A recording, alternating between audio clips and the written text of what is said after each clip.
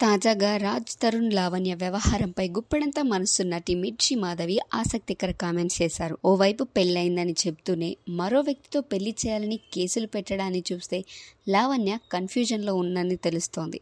లావణ్య ఎన్ని చెప్పినా రాజ్ తరుణ్ నాకు వద్దంటున్నాడు. అంటే వద్దంటే వద్దనే అర్థం. వదిలించుకోవాలని చూస్తున్నాడా లేదా అనేది పక్కన పెడితే ఆ అమ్మాయిని మానసికంగా వద్దనుకుంటున్నాడు. ఇక ఎలా కనెక్ట్ అవుతాడు? మొన్నటి వరకు కలిసి ఉంటే ఆ అమ్మాయి మస్తాన్ సాయితో ఎలా ఉంటుంది?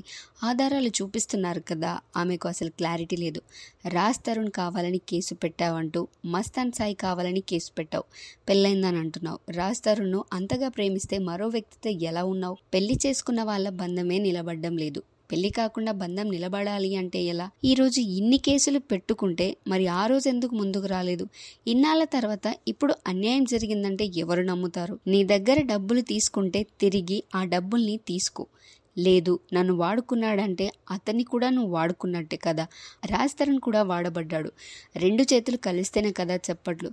గతం గత అనుకుని మూవ్ ఆన్ అయిపోవాలి. అమ్మాయి అబ్బాయిల జీవితాలు బాగుంటాయి. సులభంగా దొరుకుతుందంటే దానికి వాల్యూ ఉండదంటూ చెప్పుకొచ్చింది.